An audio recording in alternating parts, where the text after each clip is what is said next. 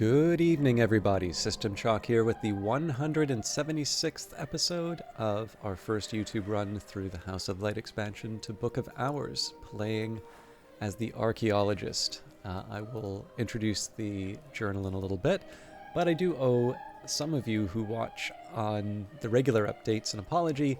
I am starting these recordings about a week after I had intended. I had a wonderful time in London.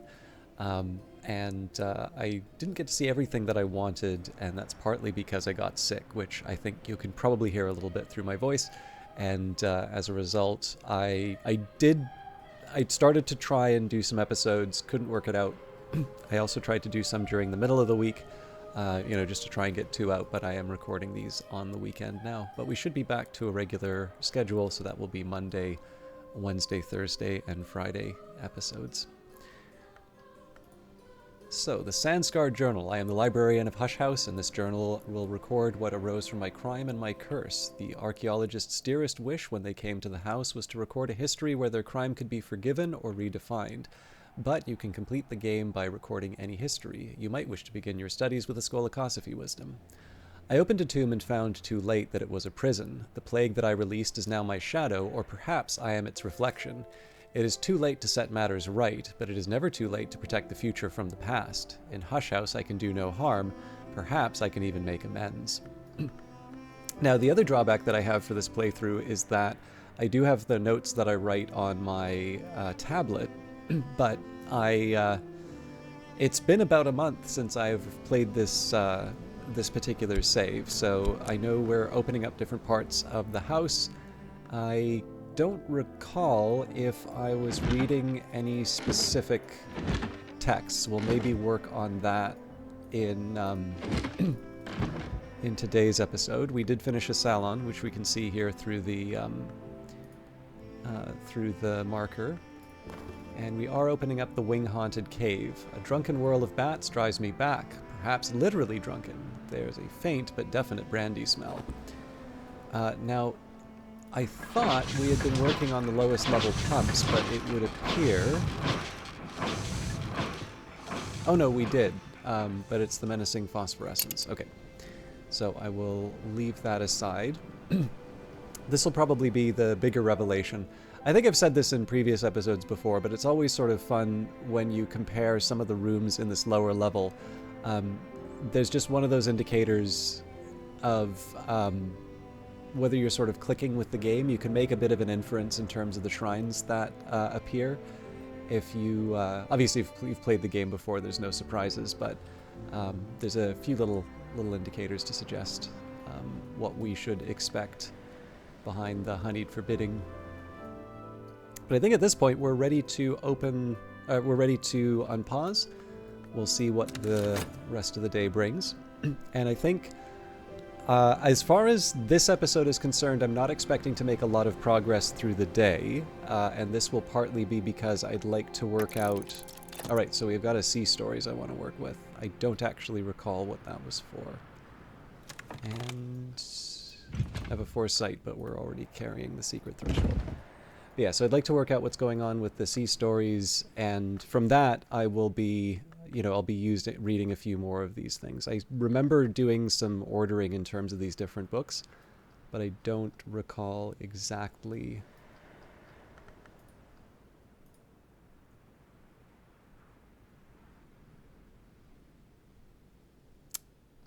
I also need to figure out what this memory is.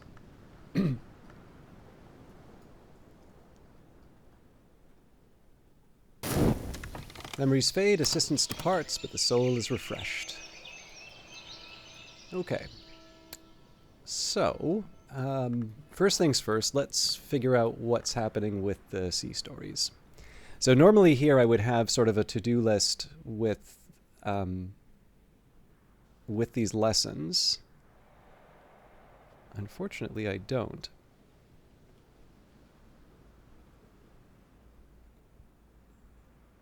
And I did have a little highlight on the sea stories, so I would guess here that I probably want to take this up.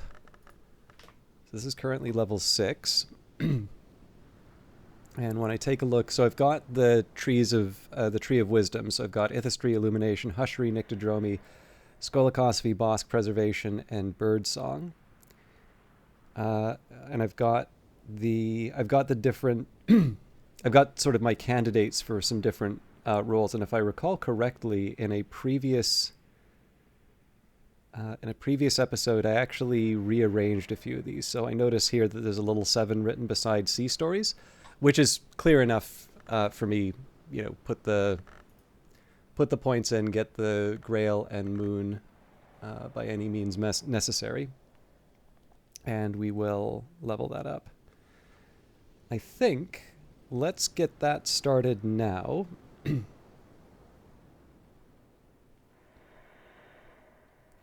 And part of that is so I can figure out what else I can do during the day. So 3, 4, 5, 6.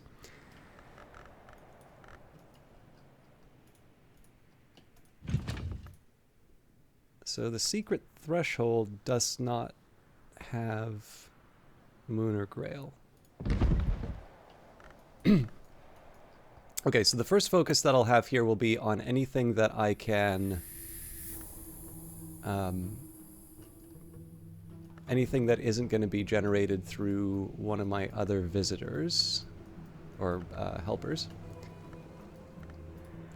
So, Foresight, Impulses, Confounding Parable will work.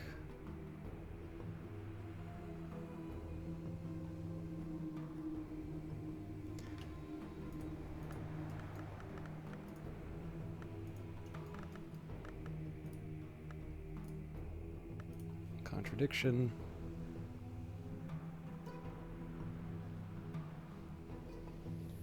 Salt.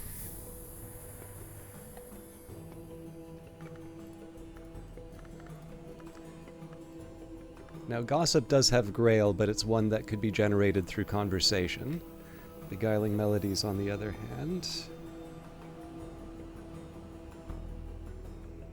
doesn't give me anything, or it's not something that I can get from a conversation. Bittersweet Certainty doesn't help. Now, technically, Stolen Secrets is something that can be generated through these conversations as well, as is the case with Satisfaction and Intuitions. So unless I can come up with a clever way to get another Moon or Grail through reading book, or sorry, 2 more Moon or Grail, I'm gonna have to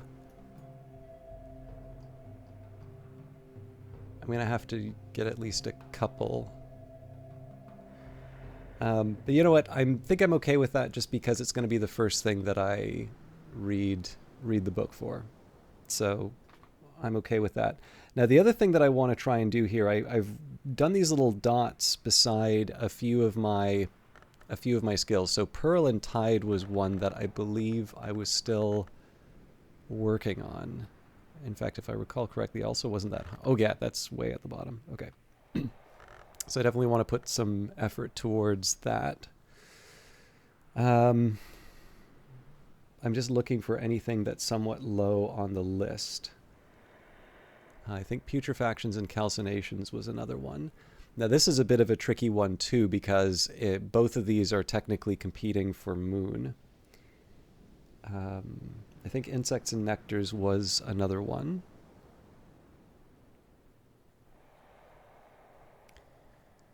Magaphine Mysteries and Hill and Hollow.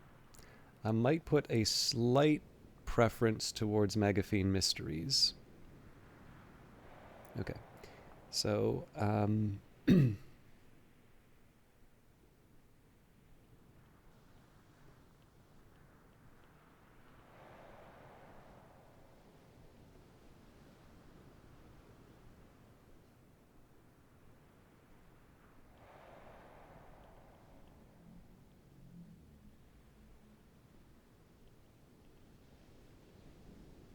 so I'm going to focus on leveling up Magaphine Mysteries, Sand Stories, and Path and Pilgrim. So Magaphine Mysteries is Moon and Heart.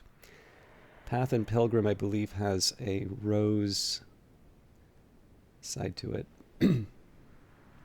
Actually, it was Rose and...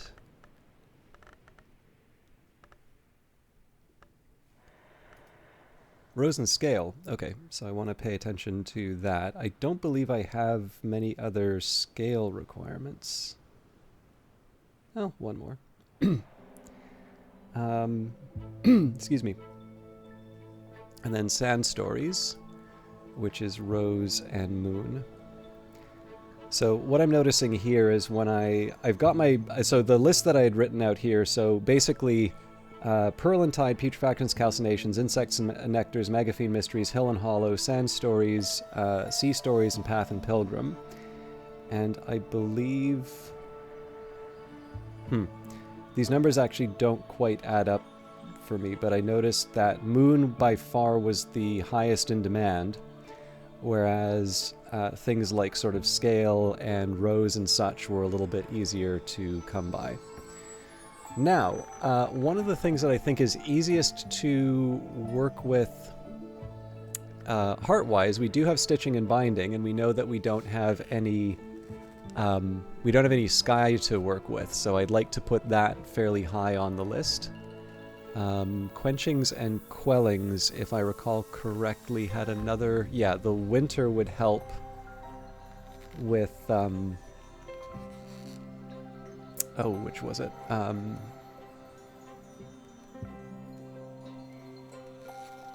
Putrefactions and calcinations.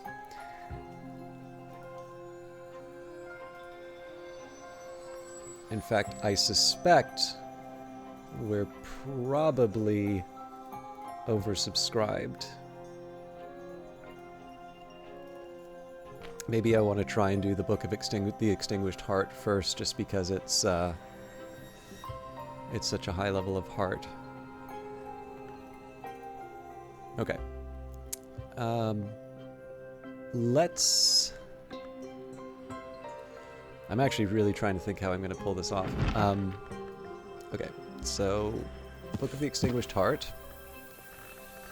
Let me take Deep Mandiac. I have a few options in terms of heart, but let's, instead of using a Swaddled... Well, I mean, Swaddled Thunder would make this considerably easier. But let's focus on... Let's focus on things that won't get destroyed. So core would be my highest heart to bring there. Drums and dances would be the highest heart. So I'm looking for a 3 heart memory, which is actually not as bad as I thought. The other thing I can do, of course, is just, you know, say, all right, well, it's not ideal, but maybe we, you know, maybe we just take a risk. You know, we'll get any old memory, and we feel reasonably confident that we'll be able to boost this up. I'm trying to remember. I think it was the Thunderskins Paean will solve that for me, so I think that's going to be how I handle it, but it means I do need a memory for that.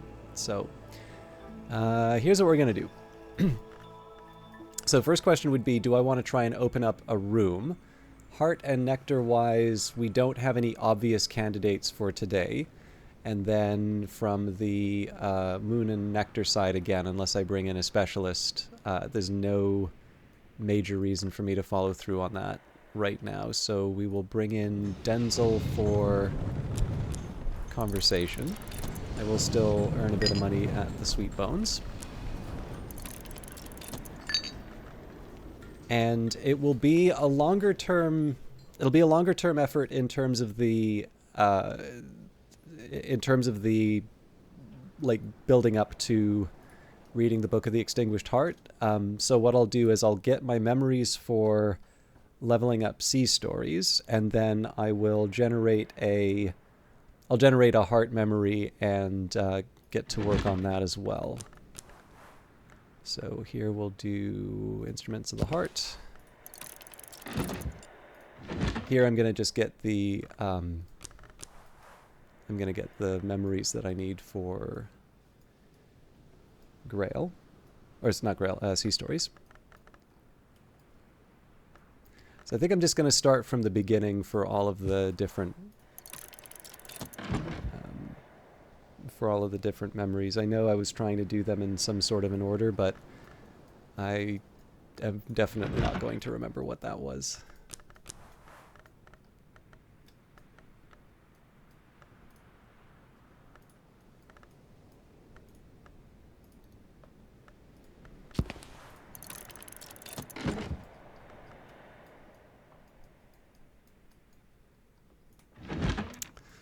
Okay. Try not to get too reckless with the different elements of the soul that I'm using up, but...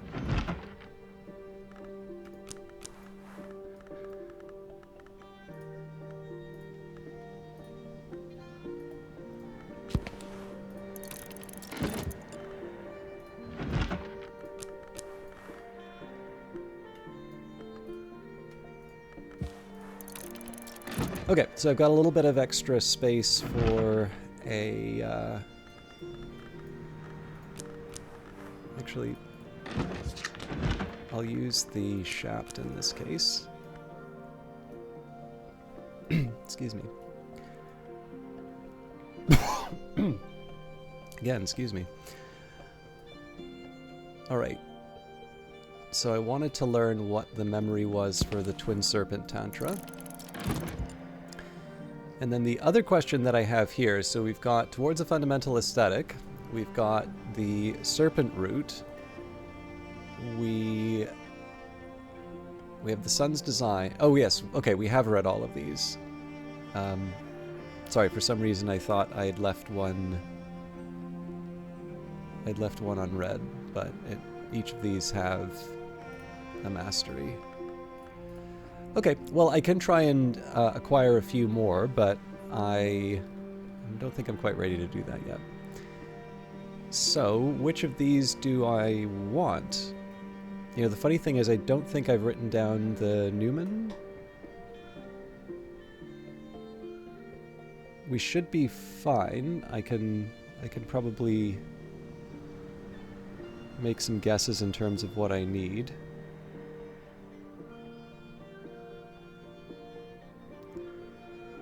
Yeah, it looks like I haven't been writing down the various Newman texts. Okay, so if I think about...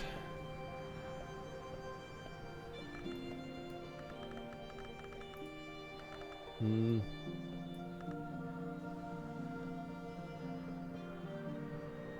think I'm actually just going to read this... Actually, you know what? I'm not, and that's just because I don't want to give up the stuff that I'll need to give up to read at that desk. So we're just going to stay put and earn towards our Sea Stories upgrade, and then eventually our Thunderskins PM. Okay, this is welcome. We can apply the rain towards the Sea Stories. Denzel rarely works for free, but he won't accept payment for helping a friend. Denzel the blacksmith will lend me his strength for the day. Speak to Denzel, he might even reply. So I have plenty of options in terms of ways to spend the time, right? We've got Crowcross Sands, we've got the moors, we've got lots of different things that we can work with. But right now, my focus really is going to be on getting these skills leveled and eventually committed to the Tree of Wisdoms. We do, however, have the Smuggler's Den. So, in the last years of the 18th century, the DeWolf line ended and the estate lay empty. Enterprising smugglers spread rumors of the ghosts that walk the Isle and quietly brought their tea, brandy, and tobacco in through the old mines on the seaward side of the Isle. But the remnants here are much newer than the 18th century. Perhaps even after the Curia took possession, they permitted the smugglers to use this place. Ambrose Westcott did love his baccy so. Even then, the Suppression Bureau found the smugglers useful enough to turn a blind eye. So there's a few things that we get here. We get extra wine. I wasn't too worried about the stocks running low up here. We've also got 2 packages to open. So we might as well do that, because again, we've got... Well, let's wait until I've used the Sea Stories and then I can open the crates. But I do want to put some priority towards opening the Honeyed Forbidding at some point, and then the Menacing Phosphorescence.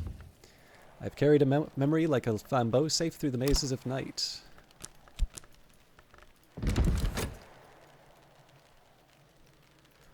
Usually, if I hang on to something like this, there is a reason. So I'm pretty sure I was going to try and level up something like Sand Stories.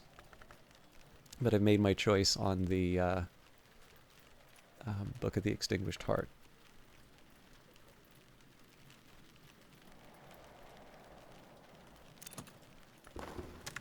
He does a lot with silence, this man. Now, one curiosity I have is if I wanted to try the Thunderskins Paean on its own, I could take Drums and Dances, Memory Fear. I'll just throw a core in for the sake of it. Yeah, I actually really just needed an instrument. So, a little silly of me to wait so long, but I haven't really lost a whole lot.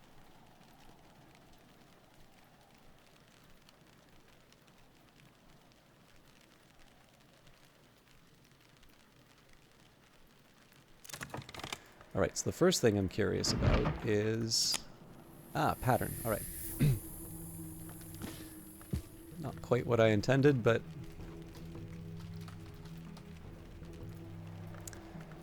Okay, the Twin Serpent Tantra. Just before the outbreak of the Great War, Alexander Sparrow, almost certainly a pseudonym, published leaflets claiming the influence of snake princes on world affairs. The text called the Twin Serpent Tantra was his primary inspiration. The Tantra describes the Great Hooded Princes, a dynasty of unclear origin, engaging in prayers, sacrifices, and poetry in honor of the Key Serpent, the Crossroad Twins, and the Mirror Queen. Nagai encircles, Nagai arises from wounds, Nagai spares those who are already harmed. The Great Hooded Princes are described as having escaped from the history of their death to a history where they yet live. The text claims that there are now 108 of them, but in one of their many instances of twinnedness, before they crossed from their death chronicle, there were only 54. As I used to say in my youth, the day is done and so am I, but I've earned my pay. It is spring and the landlady has served me a slice of her stargazy pie, with the pilchard heads poking cheekily through the hot crust. The Instruments of the Heart, Sister Isabel, then precentress of the Abbey Church of St. Brendan's, engages in dialogues with a heart-long of a kind called Dwendrazon that has taken partial possession of her body. The Dwendrazon, like all its kind, usually dwells in the mansis, but can enter the physical world by manifesting as music and take possession of a willing or semi-willing mortal who hears and loves that music, like Isabella. Isabella records her dreams of the High Mantis, where she is accorded the Dwendrazon's status and titles. In return, the Dwendrazon enjoys what it calls Caesura, a welcome oblivion.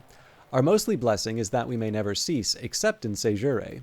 There is something more that Isabella refers to as the Caesura Magna, but she laments that her Dwendrazon will not tell her exactly what that might be.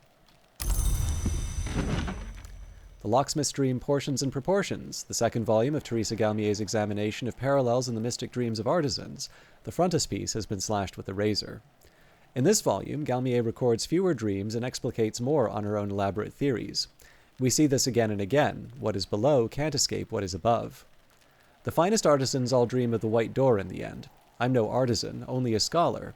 I think there's a secret that all these artisans know, but I think that secret is only half the story.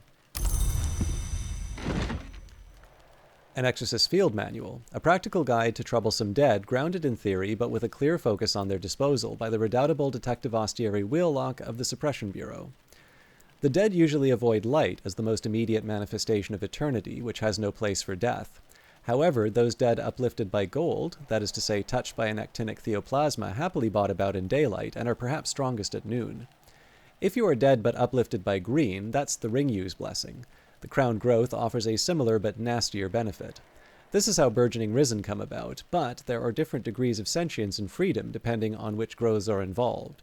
The consciousness of one uplifted by green is always greatly altered, though. They never really seem like the same person. They may have dregs of their original souls, but these are often replaced by something else. The upshot, invariably, is that they need to be set firmly on fire. Three Flowers Hath the Tree. Ernestine Peterhans records her observations of the groves of trees and flowers around the isle, and the omens and portents she attempts to draw from them, particularly the yew tree in Earl Bryan's meadow, whose flowerings are sometimes eccentric. Ernestine observes that in years when the tree flowers black, troubling secrets arise. When it flowers red, war and fires follow, and that no dewolf heir has ever been born in a year when it flowers white.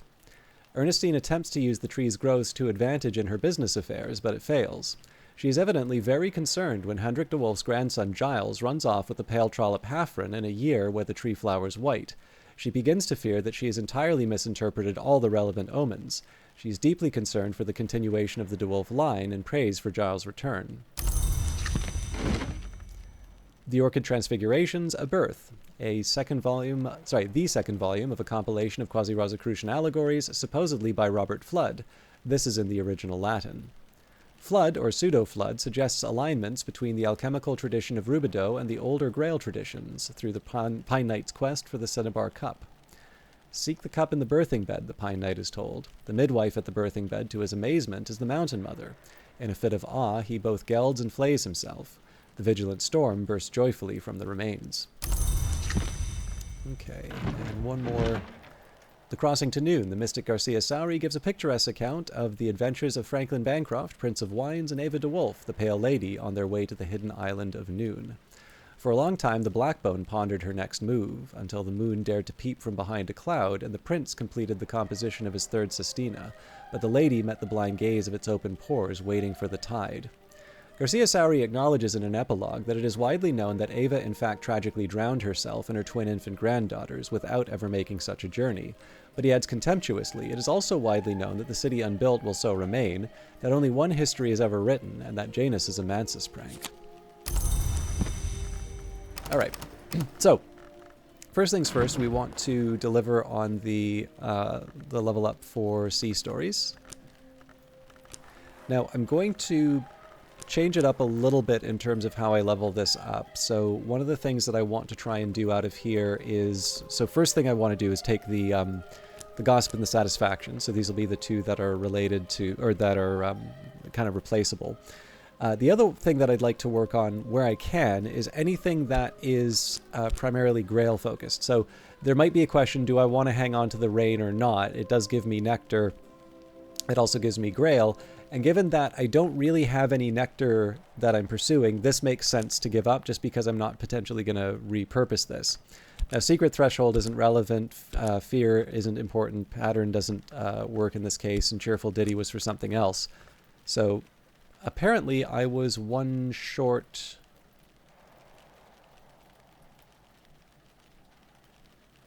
That's funny, actually. So given that I didn't know I'd be getting the Rain. Oh, right, the Beguiling Melody. I didn't generate that. Okay, well, doesn't matter anyway. But yeah, I would have been one short if I didn't draw that Rain. So, all right. So again, the focus, and we'll be doing this on Wednesday's episode, but the focus is going to be on Magaphine Mysteries, Sand Stories, and Path and Pilgrim coming up. The big question here is just how much I get. So remembering that Quenchings and Quellings will give me Heart and Winter, and I've already placed Quenchings and Quellings in the list. So for the Winter, Putrefactions and Calcinations is the highest priority. But given that there's going to be an overflow amount that can go towards Magaphine Mysteries, the question is whether or not I can read the Book of the Extinguished Heart and then immediately move to Commandments for the Preservation of All That Exists, or if Book of the Extinguished Heart is enough. I think it's fair to say that probably I'm going to have more Quenchings and Quellings than I know what to do with. So I'm going with sort of the biggest one first and then working my way down. But that's kind of by design. In the end, my outside option for a lot of this stuff is just to start slowly moving the floor up for some of these other ones. So presumably Magaphine Mysteries, Stitching and Binding, some of those are going to be the main focus. But let's run ahead a little bit. I should still be talking with Denzil, so my bad there. We'll probably finish. We'll probably finish pretty quickly after. The one thing I might have done differently would be to work on my Winter and Moon reading.